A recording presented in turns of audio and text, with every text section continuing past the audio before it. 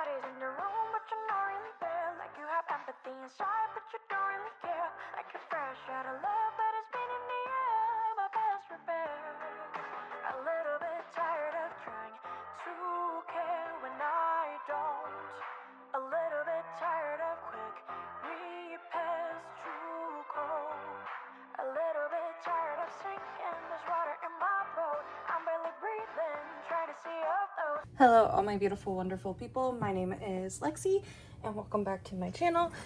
And today we are doing my sleeping video. Sorry it did not happen yesterday. I just was not in a good headspace yesterday. I don't do well with my morning shift on Saturdays. I'm so just not used to working from 9 to 5, well 9 to 1 technically. I've been on night shift for like 3 years now. Even the one day, it just throws off my whole groove because I can't go to sleep until like super late. And so then so I just didn't have the energy to film yesterday. So we're gonna do our sleeping video today. There's not that much to put away. Also, for anybody that was wondering who watched the 80s video, Mom got dupes. Me and Mom got the same pulls in our Barnes & Noble's album. So I will have a chicken san to put up for trade for hopefully Yosong. I would love Yosongs. I will also trade for Mingi for mine. Also, I got a group order in from, well, not a group order. My group order manager was selling a lot of his extra cards since the Purple Kiss comeback is, you know, hopefully soon. A lot of people are speculating it's going to be like mid to end of July, especially since they have the Plurry Day event going on here soon. Or this coming weekend, Flurry Day. I don't remember what it's called. But yeah, that's coming up. So a lot of people are thinking that the comeback is going to be mid to end of July. And I cannot wait. So he was selling a lot of his like extra stuff that he still had from Headway. And so I bought the rest of the album cards I needed. And I picked up some pops that he had. I just kind of like got everything that I needed. Or that I wanted that he had. That was kind of still available. I spent a pretty penny, but he sells all his stuff for like pretty cheap, so that's why I like using my gum, which is also why I was like, you know what, let's just go ahead and get what I can from him because it will be probably the cheapest I will find it. And I wanted to go ahead and put them in this video so that way I can store them because I would like my album card collection to be done again for Purple Kiss for my mid-year flip through, but I didn't realize he had sent them out. But we have this Cheyenne, which is one of her album cards. We have Ire's album card, which is one of the few with the wings. It's my favorite Ire card from this era. The other Cheyenne, which I thought I pulled this one, but I cannot find it, so I don't know what I did with it. So we have that Cheyenne. We have another one of the Swan with the rings. I'm almost done getting all the ones I need for this set for my open page. My front page. We have the missing gold one I needed. Cheyenne. This is Polka. Yeah, these are the Polka versions. And then this is, yeah, a pop. So this is one of the Swan pops I picked up. Another Swan pop. I think he had a lot of leftover Swan pops. Oh, I think this might be a dupe. Yeah, I forgot that I was getting this from him. Okay. That's a dupe, but we did get her. This one's so cute. I'm gonna collect OT6 for this. This is so cute. I love it so much. Not this set. This set. The one where they're holding the little fishy. I'm gonna collect OT6 for because I just think it's really cute. Also from Migstar. A lot of Purple Kiss's best sets come from Migstar. And then I needed to replace this the Go On QR, so I got that. Which he gave that one to me for free since I bought everything else. And then I picked up this one, which is another pop for Perky, or for Swan specifically. And then I picked up this Dozy Swan too, but I think this is going to be one of the OT6 sets I'm collecting because I kind of changed my OT6 sets a little bit. So I picked that one up. We also picked up this Dozy Swan. Dozy Swan? This Dozy pop. Also from Dear My Muse. Like I said, I picked up a lot. Also her pink hair looks so cute. Like the faded and the pink is so cute. We got this one from Soundwave. Ooh, I like that they did the Perky symbol like sideways. I don't know. That looks really cool. Really, like realizing how much money I spent. We got this one. We picked up this one. This one's really cute. I really like this one. I don't know, she's just really adorable. Then I picked up this one. Also Soundwave. Oh, I guess I got 2 of these, or did he just accidentally send me one? I don't know. But that's a dupe. And then we got this one. Also very cute. I miss her silver hair a little bit. Oh, I wish we got more of cards with her and her red hair. That red hair was beautiful on her. We got this one. Also from Soundwave. This one is so cute. This is the companion one to the one where she was wearing the glasses and that like the viral video. Yeah, she looked so pretty. But he did not have the glasses, an extra of the glasses one anymore. That pop's probably gonna be really hard to find, but he had the other one. And I picked up the units he had. So he had one of the Chain Dozy units, so I got that one. I still need the other one. And then he had this Swan and Golan, and then this Swan and Golan. And the other unit from this like event was Cheyenne and Ire, and all those were already sold. But that was all my Purple Kiss cards that I wanted to show, and we're gonna add to the storing, and we're gonna just separate everything. It was separated, but then I dropped the container on the way in here, and so everything got kind of like shaken up. So I don't think anything is together anymore. Where are those Purple Kiss unit cards? Because I separate everything based off of what they're going to get sleeved as with, or how they're going to get sleeved. So the unit cards for Purple Kiss get sleeved in different sleeves than the rest of Purple Kiss, and everybody else gets sleeved differently than Purple Kiss. ATs, we'll just keep all these together because all of these get the same. I don't remember if these can fit in here and in the Prism Platinum sleeves, so we're just gonna try, and if it doesn't work, it's okay. Also, I don't know if I have enough white sleeves. My white sleeves are pretty low, but I thought maybe we would have enough white sleeves for this. The problem is also I use white sleeves as fillers, and I do these sleeving videos now, so I kind of need like extra, because when I would go to store these, I will have enough. Like after I take some white sleeves out of my binder, I'll have enough. But anyway, so chatting today, a couple weeks ago, it was like not October, May 28th, I think it was, apparently is my anniversary, my YouTube anniversary from when I first started this channel, not like when I came back after my like 2-ish year hiatus from collecting. But yeah, so I got a notification for that from YouTube on like the 28th of May. And I just think that's absolutely crazy that I've been doing this for like 5 years, because technically I had started a YouTube channel before this one, even like if we include the fact that like I've had different names for this channel. Like I've changed my name on this channel actually only once, because it was No Fantasy, which I think is what a lot of people might remember, and then I changed it to Once Classy, which is what it is now. So those are the unit cards, and I use the hollow sleeves that I'm putting them in are K-pop stationery, and then the purple sleeves are Alt Bias, formerly known as Prism Platinum. But yeah, that's what I used for my unit card collection for Perky, because I think it's cute. And then for regular Perky, we do just my white sleeves, which I don't know if I have enough for all of Perky. We might just, okay, I think I'm just gonna put Perky in the hollow sleeves in this sleeving video, because I know I have white sleeves in my binder where all these cards need to go. No, we're gonna do it that way. And before I do my sleeving video or my storing video, I'll purchase more white sleeves, but I at least can put them in the hollow sleeves for Perky. And if we have any white sleeves left over after we do this, we'll come back and do some of the Perky ones until we run out of white sleeves. The crazy thing is like I literally was just at the card store and my partner was like, do we need to pick up white sleeves while you're here? And I was like, no, I think we're fine. I was a liar. He should know not to listen to me. I don't ever know. But yeah, so 5 years on YouTube. Well, on this particular channel, even if I had 2 different names. Because as I mentioned, I had another channel before this, technically, that is been deleted. I just deleted it off the face of Earth. or at least off of YouTube. So you can't find any of the old videos on there. There were only like 3 videos anyway. There was my Chicago vlog video, which Chicago was a hot mess for me. I went when I was 18 and I didn't really plan for it, and I had no money. It was an interesting time in Lexi Lower Land.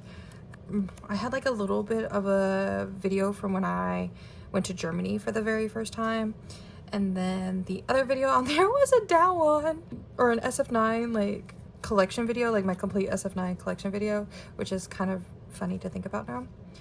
It was when I collected OT9 for SF9 before I went down to just collecting Dawan. And for this channel specifically though, when I started it around the time of like the mid-year flip through, which I think is funny because when I went on my hiatus and I came back from my hiatus 2 years later, I also started posting again around mid-year flip through time, which was the first video I did back, was like, this is kind of where we're starting. I'm coming back, like this is what I have right now. But at the time of that mid-year flip through, like the very first one I posted on this channel, I remember I only had, everything was in one binder.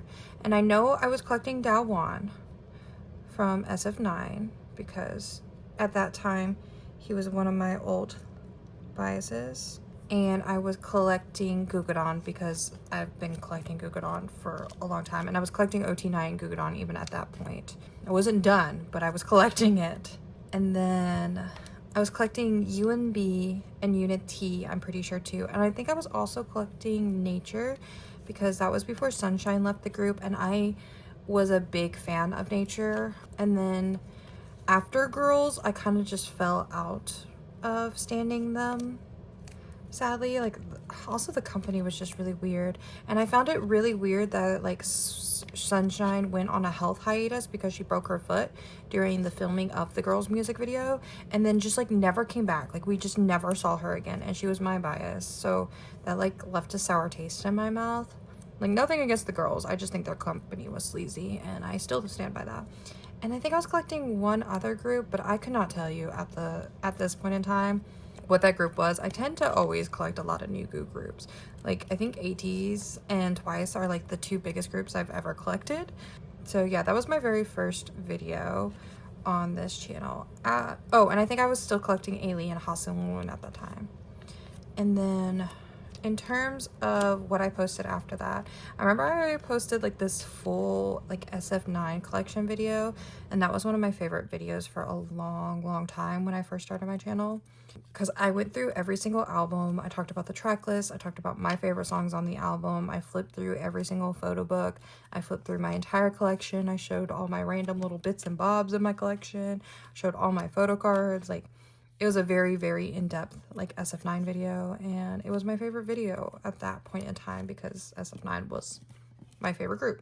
And then after, oh, this card like sticks out just a little bit from the sleeve.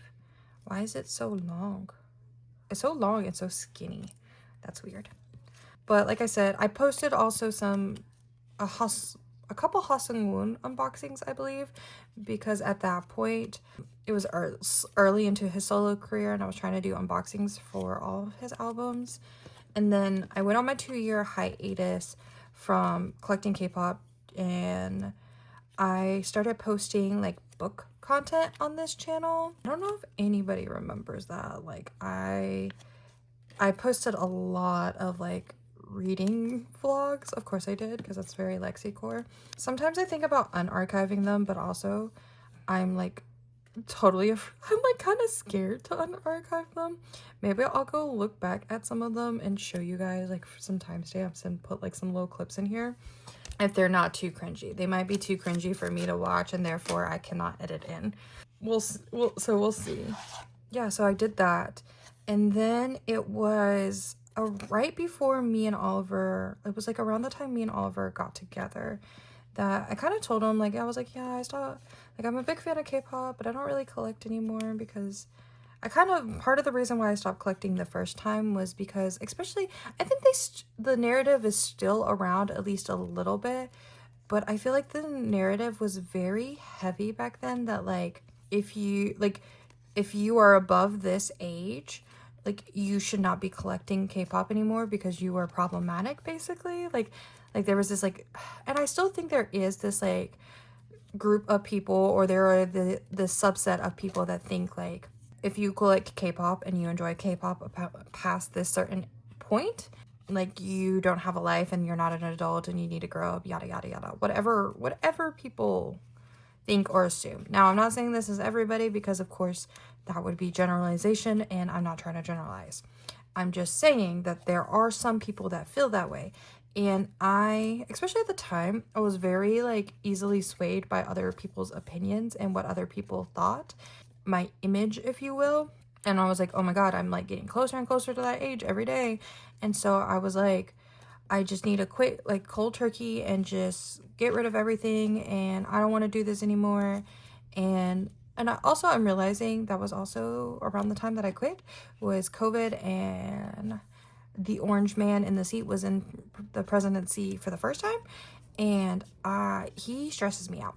He stresses me out. I feel no sense of financial stability when he is around. I think I was like very much convinced that like I just needed to become a hermit. And I did, basically. For the first year, I did absolutely nothing K-pop related. Like, I listened to K-pop still because it's still a genre of music, so I still listened. I mean, that's how I ended up, like, finding out Perky debuted and stuff. But I wasn't, like, learning members or anything. I was just listening to music. And it was around the second year of my hiatus. I started working at Second and Charles. I started working at Second and Charles, which, if you don't know, is where me and Oliver met each other. He had been working there way before I started working there, but we met there, we became friends. And I remember one time we had a conversation about it, and I was like, there's also this narrative, which is a false narrative, that like I've seen a lot of people have, especially like, so you also have to remember that when I got into K-pop, it was 2014. I was like, that's a freshman in high school. How old are you? Like 14, 15? 15? I think I was 15, right? I think you're 15 when you start high school. I don't freaking know. There was this like narrative that like you can't date if you like K-pop. Like no person is gonna like you. And I was like, well, that's not true, because I had a couple they were online girlfriends, but like they were still my girlfriends, that I met through the K-pop community. Like I met them through the buy-sell trade community. But like people would be like, oh, well, you can't get a boyfriend then, like if you like K-pop. And I was like, well, that might be true, because like, I don't know, I hadn't been dating during that time. And I thought that might be, I was like, maybe that's right. Maybe they would think it's weird. And I remember, because the thing that helped, I think, with me and Oz getting together was the fact that, like, me and him were very good friends before. Like, we became really close, like, friendship-wise before we even, like, considered dating. And so, like, he already knew that I was K-pop obsessed. Like, he knew if somebody, like, came to Second and they sold back albums, he would, like, and I wasn't at work that day, he would, like, send me pictures and be like, do you like any of these groups?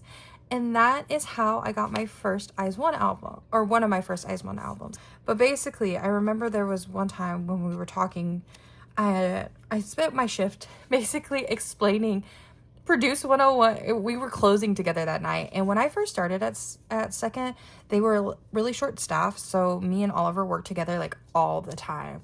And there were plenty of times when it would just be the two of us basically working, and then like somebody in buyback and our manager. So there was like four of us, and me and him would always work together because we would run the front the cashier, and we would do like running around the store and like shelving and like customer stuff.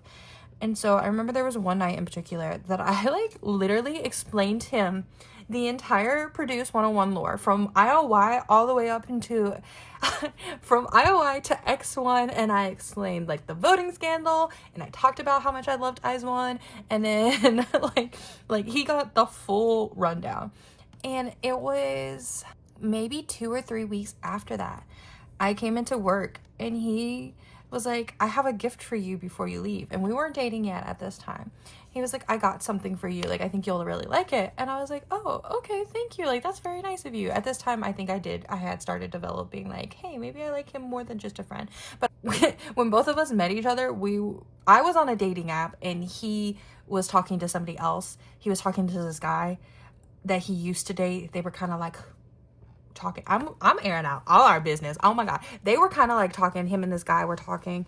Obviously, I'm not jealous of. I don't care because we weren't dating yet at this time and I didn't even have feelings. But I was on a dating app and I was talking to this girl from this dating app that I liked. And I was, trying to see where that would go. It did not go anywhere fast. I've never had luck on dating apps. And I did not have luck on a dating app which I guess turned out for the better. But anyway, so that day when I came in, he was like, I have a gift for you. Like, don't let me forget to give it to you before you leave for your shift today. Because I don't think I was closing that day. Like, I think he was closing and I worked the early morning shift because it was a Saturday. Because at the time that I worked at Second, I also had 2 jobs. I was still working at Starbucks at that point, and I was working at Second. And so some days, or most days, I would work at Starbucks from 4:30 until like noon, and then I would go from noon till closing, usually at Second or something around those times. Those were like kind of how my days were split up at that time.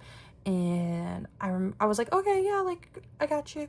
And he gave me the color version of Color Eyes for Eyes One. He was like, I remember you telling me about this group the other day, and I know you said you really liked them and you didn't really have any albums for them, and it came through the other day and through buyback and you weren't here, so I just went ahead and bought it for you so that way you could have it. And I was like, thank you so much. So that kind of made me like have the itch or the bug for collecting again, if you will. And so I was like, man, I wonder what other Eyes One things I could find. And so I was kind of like looking around for Yuri things online, but like still hadn't reactivated my buy sell trades account yet. And then our very first Christmas together, 2021, I don't remember exactly when the album came out, but it was in Barnes & Nobles. So it had come out recently enough that the album was still in Barnes & Nobles. And we went to Barnes & Nobles and I was like, oh, this is a really good album. I've really been enjoying it. I haven't said the name of the album. It was Twice's Formula of Love. I was like, I've been really enjoying this new album from Twice. They're a group called Twice. And he was like, oh, really? And he was like, why don't you get it? And I was like, no, I don't really collect anymore because, money, and I have to be an adult. And so I shouldn't buy things that are like this too, since I'm an adult. And he was like, kind of like, that doesn't make sense. He was like, if you enjoy something, why don't you just like enjoy it? It doesn't matter what age you are. You can just enjoy it. And I was like, weird that you said that, but you're right. I should. And at this point we had been dating. We had been dating, or we started dating. And I was like, yeah, but I don't know. And so I didn't get it. And that Christmas, he got me the album for Christmas. Like, it was my Christmas present from him. And he got me a CD player because I like listening to the actual physical CDs. But sadly, that CD player broke. Very sad about it.